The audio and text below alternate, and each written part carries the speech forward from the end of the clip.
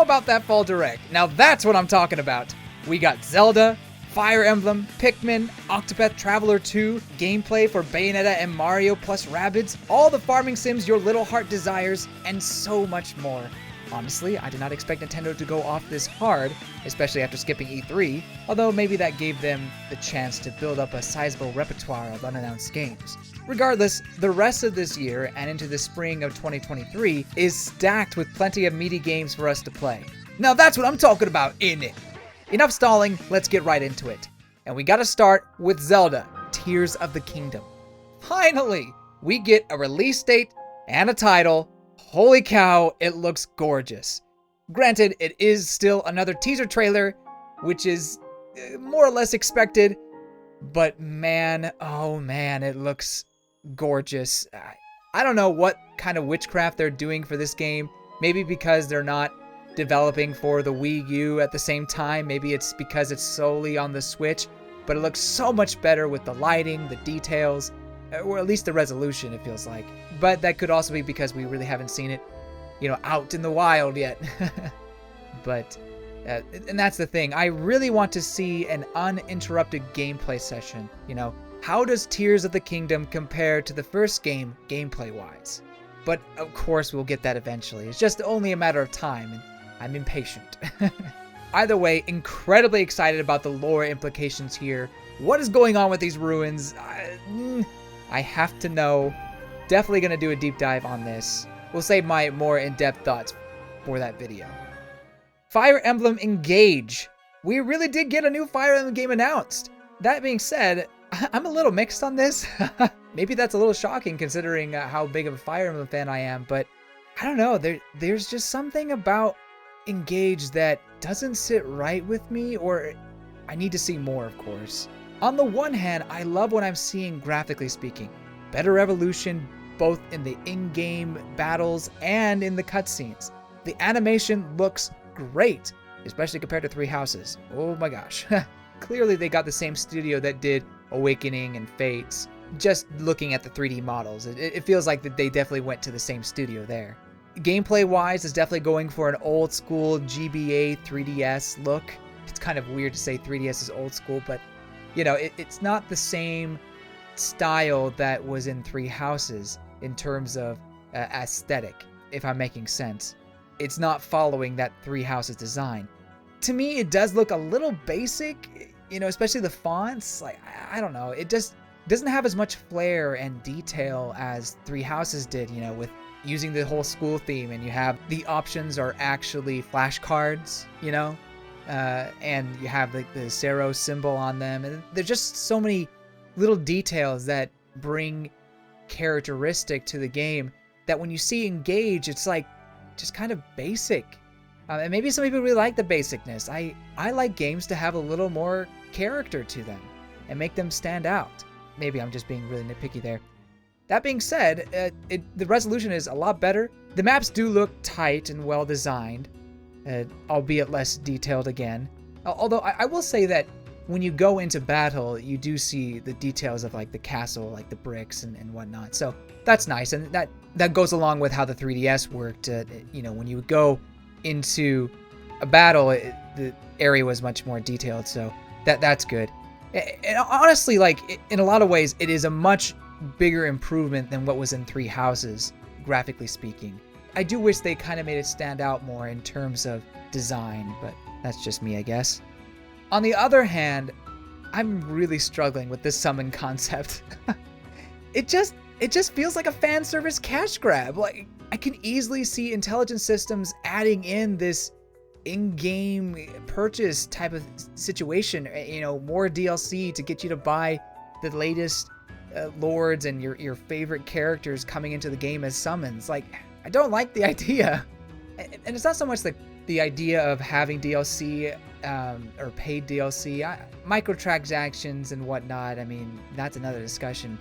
For me, it's just really milking the legacy of your franchise and not moving forward is what bugs me.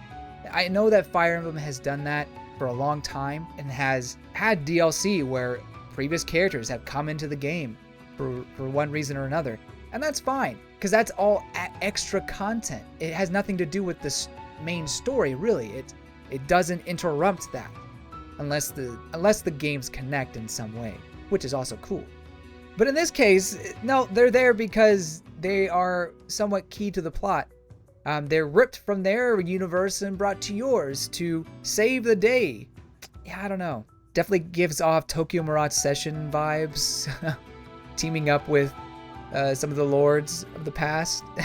Also a bit of Heroes, of course. I mean, hard not to compare that. I've heard some people say, oh, this is just a console version of Heroes. Maybe, but it all depends on if they start adding these extra characters into it. I really hope it's not a Genshin Impact type game. I mean, that's free to play, but I don't want them to continually add like new summons and then, you know, try to get you with microtransactions or something like that. So maybe I am caught up on the microtransactions too, which they have not said there will be. So let's just not think about that, because for all we know, that's not there, and probably won't be, because we're paying $60 or probably more for the special edition. I'm really sorry to feel like a downer on this. It's important to me that Fire Emblem has a great story with a meaningful cast and world to explore. Well, explore is the wrong word. To really dive into. You know, Fire Emblem games that are lower on my list don't have that lore, don't have that care in the story details. But like with Three Houses, they really cared about the story and how they built this unique land and world, and it just felt so well thought out and unique. This one, it's kind of repeating some ideas. Not to say Fire Emblem has never done that. I mean, Fire Emblem is very much known for repeating ideas, but it's not really taking its own unique spin, I feel like, besides the summons. For example, the main story is you're fighting an evil dragon. I mean, how many times have we done that in Fire Emblem? Granted, we've had some unique takes on it. I love Awakening, but it's like, it feels like the plot for Fire Emblem Warriors, where they had to fight an evil dragon. Just like with the first Fire Emblem game. You know, I'm really going off of this. I'm so sorry. I just had so many thoughts. One other complaint I have is, here, I keep going. One other complaint I have is this world, it has a kind of a holy church or kingdom in the middle of it. Then there's like 4 kingdoms around it. Is this not just 3 houses? Did we not just do this with 3 houses? A church in the middle with separate countries around it? Or kingdoms? You know, like, it doesn't make sense to me. Plus, those kingdoms seem to be like based on a certain topography instead of being diverse. For example, there's one that looks like it's sand and the one that looks like it's ice. Okay, that's very RPG of you, but, you know, not every kingdom has to be one type of land setting. I don't know. I'm really being nitpicky here. I'm so sorry. I'm sure I'm gonna make some people angry, and that's fine. You can be angry. I'm still really excited to play it because I think the gameplay looks really clean. Aside from the aesthetics, I guess I should say. You know, aside from the menu options. Why am I getting caught up on the menus? I don't know. I actually like the character designs, except for Colgate-chan. Colgate-chan is... everything about her is nice except the dual tone hair color. That just really bugs me. She looks like a clown, you know? I did not like Perry. Perry has 2 kind of colors for her hair. I didn't like her design then. I don't like her design now. That makes sense? But maybe Alear will grow on me. We shall see. But let it be known, I am still excited for this game. We'll play it day 1, but now it's time to move on. Oh, I will be doing a deep dive on this. This will probably be the first game I do a deep dive on from this direct. Look forward to that. Octopath Traveler 2. I'm so happy that they are making a sequel. I love the first game. I was a little upset they made a mobile game sequel, but this makes up for it. Hot take, and this is a burning hot take. Octopath is better than Bravely Default. It's the truth. I'm sorry. You guys need to accept it. Yes, Bravely Default came first. Yes, it has a linear story that involves the cast, but I think the gameplay is just tighter in Octopath.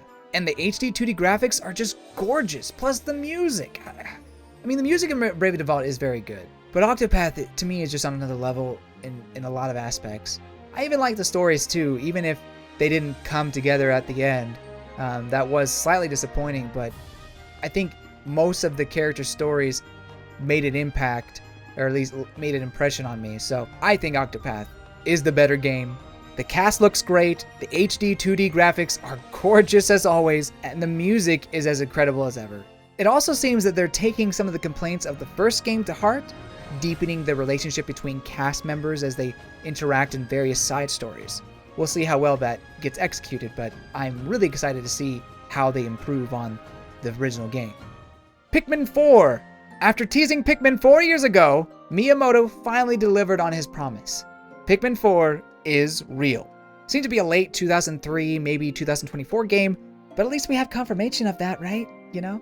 And it's more than just a logo, like Metroid Prime 4.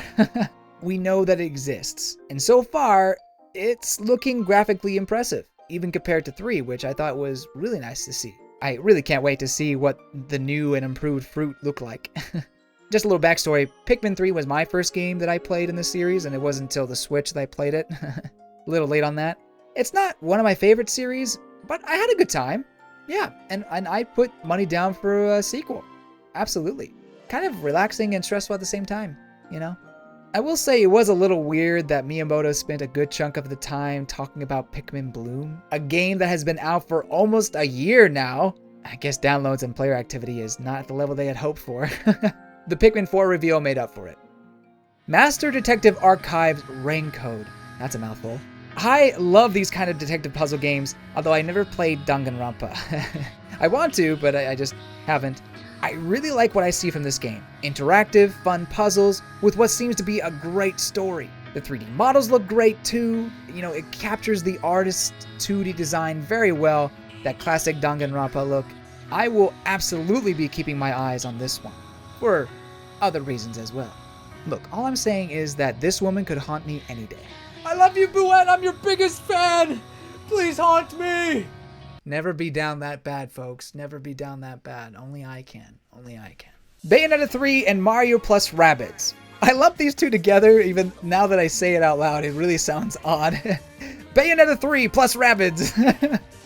I could totally see that happening at one point. Anyway, I love these two together because they are both coming out next month. They both look incredible, and I'm getting them day one. Not much else to say other than they look incredible. I really can't wait to play them. Both games seem to be taking the series in interesting directions and really expanding on what the previous games did. I did hear from IGN's preview that Bayonetta 3 might be the greatest action game ever made. So that's hype. If you haven't played the Bayonetta series, pick them up on Switch. They're great. Absolutely amazing. Even for a guy like me who kind of sucks at video games, I'll be honest. I had a blast with Bayonetta 1 and 2. And I think anybody can, really. There's different levels of difficulty as well, so give it a shot. It's just a blast. I seem to be only praising Bayonetta 3 here, but Mario plus Rabbids is also going to be great. If you love Fire Emblem type gameplay or Valkyria Chronicles, you know, then this is going to be a great game for you. Even if you don't really have an experience with that, give it a shot. The Rabbids are surprisingly charming. The Mario cast really is just wholesome, and there's a lot of funny moments, plus the gameplay is really addicting, so give it a shot, no pun intended. Farming galore! We saw not 1, not 2, not 3, but 4 farming simulators, life simulation RPGs. And that's not including all the other games already available on the Switch. You wanna know why we have so many farming games? Have you ever heard of a game called Animal Crossing New Horizons? It's just too successful for other publishers to ignore. You can also add Stardew Valley into that. It's done very well on the Switch as well as PC. There's just too many of these farming simulators that have done incredibly well financially that you just can't ignore that aspect of it.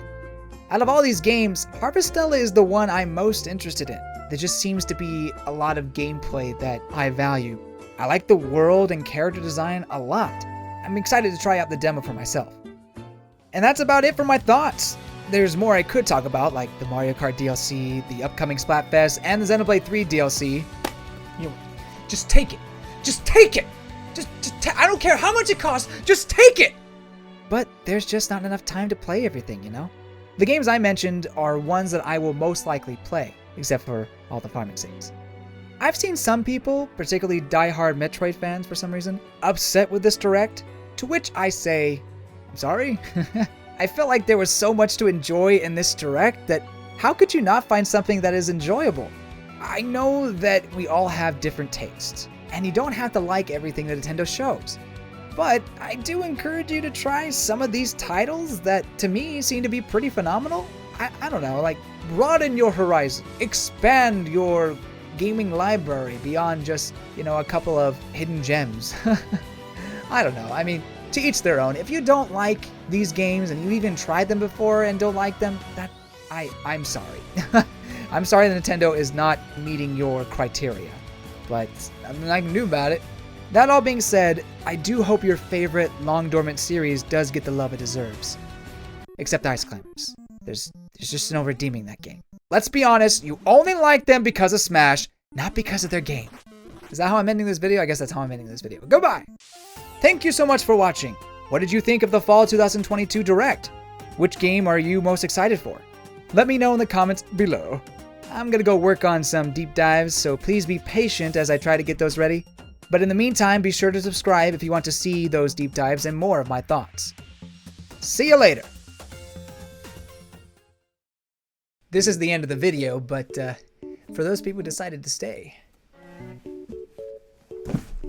I got a box. Let's open this up and see what's in it. And what do you use to open a box?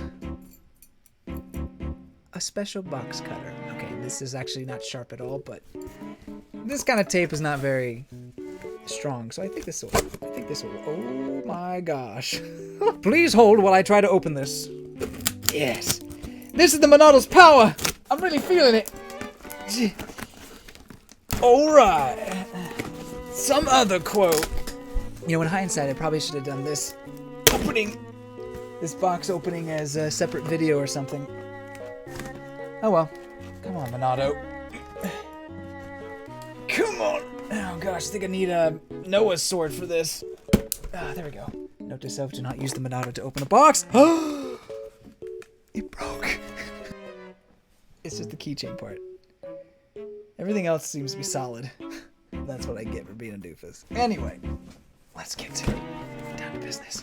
So, I don't know if you know, but I'm a big Xenoblade fan. And I already have my Pyra figure there.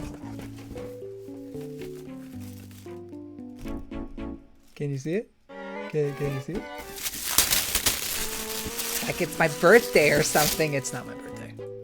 I'm a single, lonely man who has a, 9-to-5 job. I get to treat myself sometimes, okay? It's Melia! Melia! That is such a well done figure. So funny thing about this is I pre-ordered this way back in, was it 2021? Like the early 2021. Forgot about it. Thought that I did not pre-order it, that I actually made a smart, wise money decision. And then like a week ago, I get this email saying, hey, your package is coming in pretty soon. Here's the tracking number. I was like, oh crap, I don't even live at that place anymore. So I had to scramble to figure something out, but I got it. You're gonna go over here. Now I just need my Unifigure. Where's my Unifigure, good smile? I'm waiting. You announced a Mio one. That's great. Mio's a fine cat, but I want my bird lady. I kind of feel bad that I didn't order Nia's figure. In hindsight, maybe I should complete the collection. But no, I need to save money. No more. No more expenditures like that. I need to hide this. Keep it away.